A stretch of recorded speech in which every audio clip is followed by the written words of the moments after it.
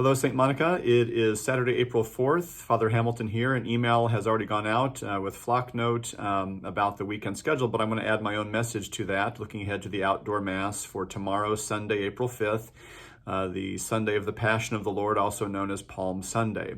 There will be 2 Masses tomorrow morning in our parking lot, the outdoor Mass, also live streamed, 8 a.m., the traditional Latin Mass, and then 1 main Mass for the whole community here at St. Monica at 10:30 a.m. in a more bilingual fashion. In other words, we're not having the 1 English Mass and then the 1 Spanish Mass. Rather, we're going to have a combined Mass in both languages.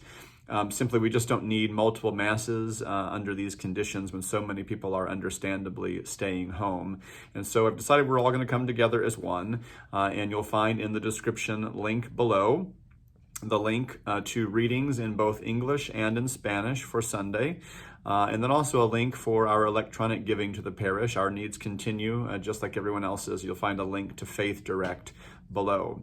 Some reminders for Sunday, April 5th. When you arrive, please be aware there is no parking on any areas of grass.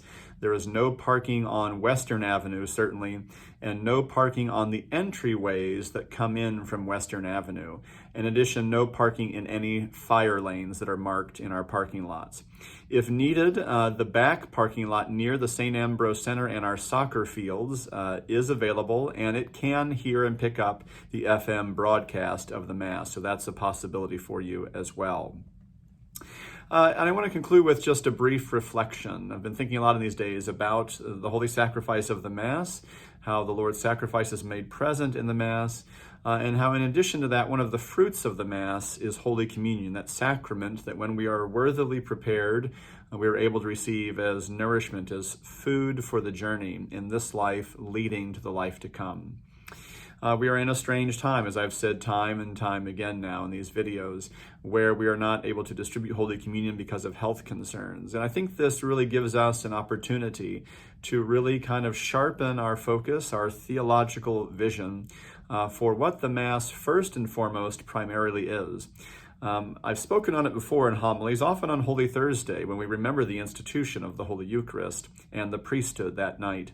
But I've spoken on it before that we have, in the past decades, had such an emphasis on the Mass as a supper, as a meal, and of course at a meal we expect that there is food to be consumed, that we've really lost what is actually the primary theological understanding of the holy sacrifice of the Mass in the Church's tradition. And that is that the Mass is first and foremost the sacrifice of Christ on the cross, represented, made present again to us in an unbloody manner. That means the emphasis of the Mass is always first and foremost the sacrifice of Christ that saves us. And we really need to think about that, because the overemphasis on the aspect of the meal, and folks, I'm not in any way saying that under ordinary circumstances we shouldn't seek to be prepared to receive Holy Communion and in fact receive that whenever we can. But yet the first and foremost theological focus of the Mass is that it is the sacrifice of Christ by which he died on the cross for us to save us. And if you think about it, that first Good Friday, people were not receiving Holy Communion, They came to the sacrifice, and it was the sacrifice that was completely sufficient for our salvation. God himself made man, whereby by his power as God, he makes up for the sin that is offensive to God, but he does so in our flesh, and therefore that salvation one applies to us who likewise share a human nature. We might think in these days, and perhaps even ask ourselves, why would I come to Mass if I'm not receiving Holy Communion?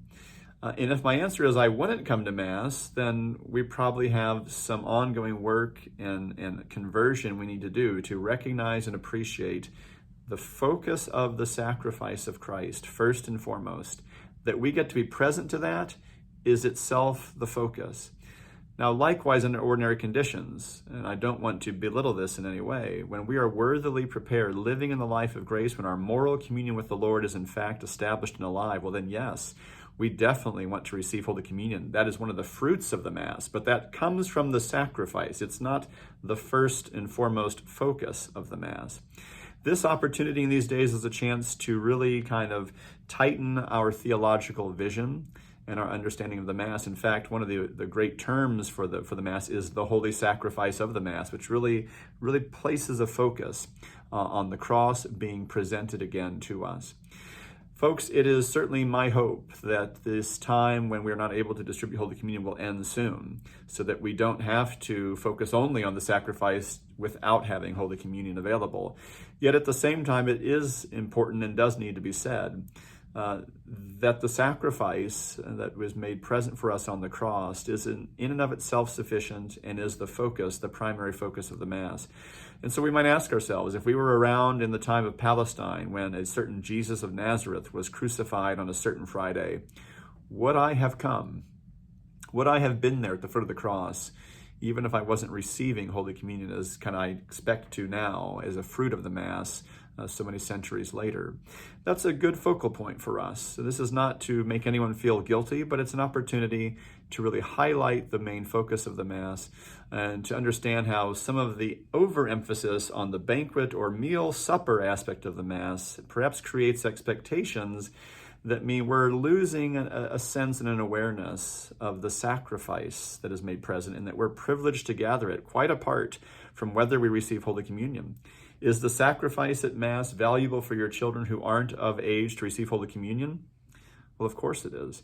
If the sacrifice of the Mass valuable for those of you who perhaps for some reason can't receive Holy Communion, like maybe you have some sort of a dietary problem or one of those difficult celiac gluten challenges, and you're limited on how and when you can receive Holy Communion, well, of course the sacrifice is valuable to you. If you are a Catholic who knows you need to go to confession first, and so you can't come up to receive Holy Communion under ordinary circumstances, is the sacrifice that's made present at Mass still valuable to you and for you? Well, of course it is. That's why you come. Is the sacrifice of the Mass still valuable and important and available, its grace, to those who even aren't yet Catholic, such that they could come to Mass and simply attend and be present at the sacrifice, listen to the scripture readings, listen to the prayers, but not come forward to receive Holy Communion? Well, of course there's value in that. And I just suggest this is a time for us to highlight that and not to lose sight of that standard theological focus and understanding of the holy sacrifice of the Mass. We do this while we long for this time period to end. I long for it too. As a priest, I'm very conflicted. It hurts me. It has brought me to tears at times to not be able to receive or to not be able to distribute Holy Communion as I ordinarily would. It leaves me very conflicted as a shepherd of the flock, desiring to feed the flock. And I know that you're fed by the scripture readings and the homily and the grace of our prayer. Yet I want the ordinary circumstances as much as you do too, where we're able to actually distribute the sacrament of the Holy Eucharist. So we look forward to that time coming back to us again soon, God willing. But in the meantime, we have every opportunity to recognize that the sacrifice of the cross is made present to us at the Holy Mass, and that's why we come. Folks, I just want to offer one additional reminder to make it very clear so that consciences aren't bothered in this strange time frame. We as Christian people understand that from the commandments, the 10 Commandments, there is a divine command that cannot be put away with, that we honor God on his day. And so for Christians, the Sabbath has moved and transferred to Sunday, the day of the resurrection. So there is a divine command that none of us can fail to do, that none of us can ignore, and that is to do something on the Lord's Day, Sunday, to honor God. We can do that by our own prayers. We can read the scripture readings of Mass. We can do our own prayers like the Rosary or meditative prayer. And that fulfills the divine command. Under ordinary circumstances, when we're not in a situation like we are now, as a Catholic, we fulfill that divine command by the very specific church law of attending Mass on Sundays and holy days of obligation. That's how we normally observe that divine command as Catholics. But to be clear, in this time frame, because of serious health concern, the Archbishop has suspended public Masses and dispensed all Catholics in the Archdiocese from the obligation to attend Sunday Mass. That means you are completely free to observe the divine command to honor God on his day by praying at your own home in any way you will. My suggestion as a pastor is that you simply use the Sunday readings. You take time to meditate. Perhaps you also read the prayers of the Mass, maybe even add a rosary to that. You could choose to watch the live stream Mass. That's a concession we're offering so that you have something that feels familiar in these strange days. And certainly that fulfills the divine command because you're praying along ideally with the Mass. I know many of you are. I see your beautiful sanctuary set up at home, your altar set up at home, your places of prayer set up at home, you're standing, you're kneeling, you're participating in the responses. Of course, you are by watching the live stream, observing the divine command through that concession of using live stream to participate in some fashion in the Mass.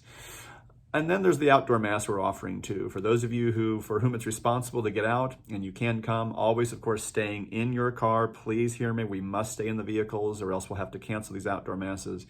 Then that's a way to participate in the Mass that is kind of more normal than any other, even though still under odd circumstances.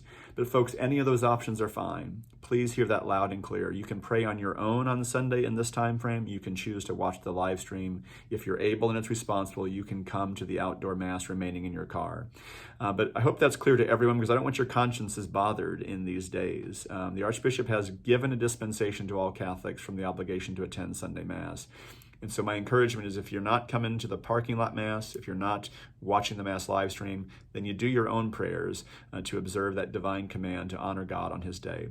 I hope that's clear to you all. I offer that as a pastor so that you're able to live these days as best you can and not to let your conscience be bothered.